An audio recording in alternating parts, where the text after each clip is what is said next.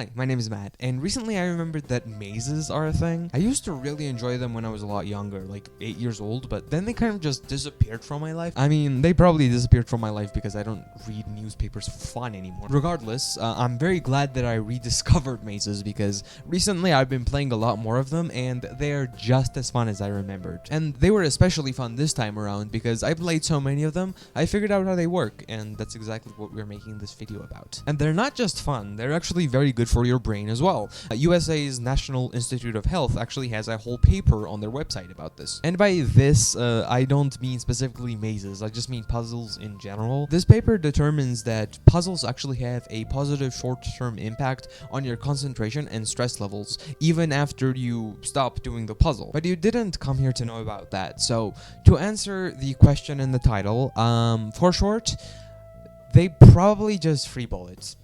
Maze makers probably just sit down and go boop boop boop boop. That's the maze. But that's not a very satisfying answer, so let's try to define what it means to freeball an entire maze into existence. By playing an unbelievable amount of mazes, I have determined that you can actually split any maze into a Y and X coordinates tile system. The overlapping dots on the Y and X lines that separate the tiles I like to refer to as pegs.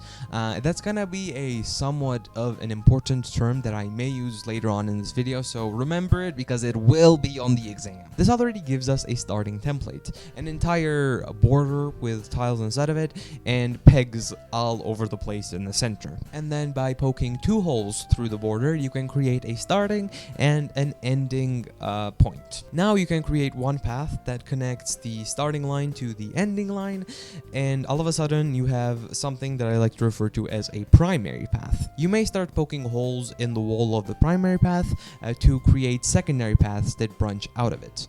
By the way, make sure that no path overlaps with itself, so paths shouldn't go in like loops and stuff. No professionally made maze will look like that, it just looks unnatural. And then once you're done with the secondary paths that come out of the primary path, don't be afraid to poke even more holes in those secondary paths and create more secondary paths. And you just keep repeating this process, keep creating more and more branching paths from the existing paths, and once all tiles are covered, you are actually done with the puzzle. And I know you've been following along and you've been making your own maze, and I'm very proud of what you've created right there. It's beautiful.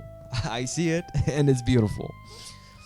You've been working on a maze with me, right? And this is where we move on to the next segment of the video, which I hope you will stay for, where I will be working on a program that generates mazes. You will also be able to play it through the link in the description. So you can just generate as many mazes as you want and play through them. You don't need to go on Google and look for mazes anymore because there are only a finite amount of them, right? So you can use the link in the description to play an infinite amount of mazes, and you can customize how big they are, and you don't even need to download anything. It's literally all online.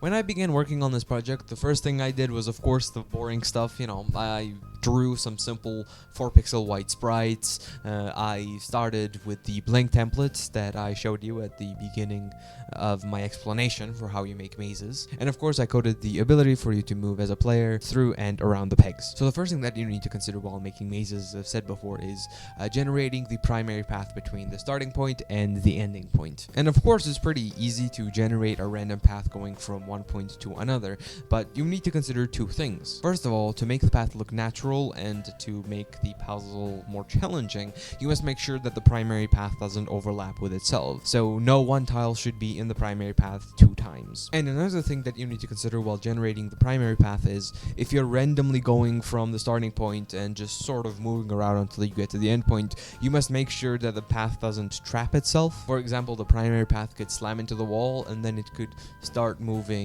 away from its goal, in which case it will literally trap itself because you can't repeat tiles in your primary path. So, and calculating how to make it so that the path wouldn't trap itself was actually the most difficult part of this entire project and took me 3 days to actually finalize. Like, I'm not kidding when I say I actually spent most of my Christmas just thinking about how to generate a primary path without it trapping itself. But at the end, I did it. What I do is, at the very beginning, when the primary path begins to generate from the starting tile, I make a path that I like to refer to as the red thread.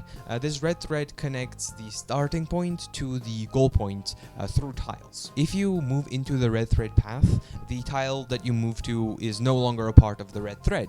Incredible, you're moving towards the goal. However, if you move away from the red thread, it will create a new tile to follow the primary path. If instead of sidestepping the red thread, you move against it, it will also follow you, but it will add 3 tiles instead of 1. If you walk into the red thread, or if you generate a red thread tile over an already existing red thread tile, then everything after that red thread tile will disappear. And the red thread will never generate over a tile that is already in the primary path. And then if it makes an illegal move and the red thread can't possibly follow it, it will realize, hey, don't go that way, you will trap yourself because you will no longer have a way to get to the goal, and it will go some other way instead. And then I tested that 1 gazillion times, and the primary paths generated without a single issue each time, and it didn't even take that long. And then secondary path generation was a lot easier. While it took me 3 days to nail down primary path generation, secondary path generation actually only took me 2 days. For secondary path generation, I take the primary path, and basically I get all the tiles that are around it,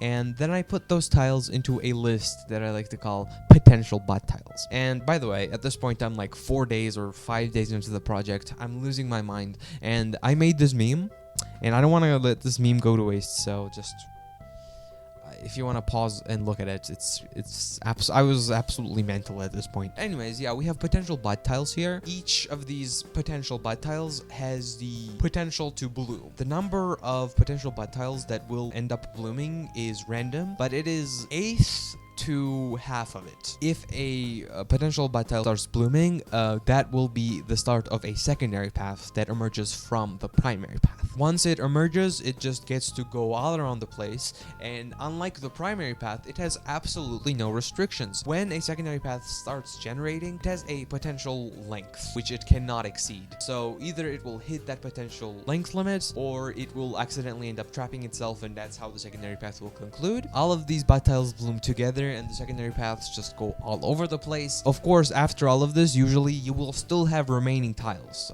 There will still be tiles that are not a part of the maze and are not connected to anything. So all you need to do after this is just repeat the process. Create more secondary paths, this time also emerging from other secondary paths, not just the primary. You would just repeat this process over and over again until every single tile is covered. I will note, if you want to generate really large mazes, I'm talking 50 on 50 pegs, just know your GPU will suffer. But yeah, I made sure to optimize it as much as I could. But anyways, yeah, just a reminder, you can go in the description and you can generate an infinite amount of paths. And you know, I will remind you, this isn't just fun. Mazes aren't just fun, they're also good for your brain. USA National Institute of Health, it's also in the description, you can read. So yeah, you can go and play around with it for a few minutes. Maybe your concentration will improve for some time. So what did we learn?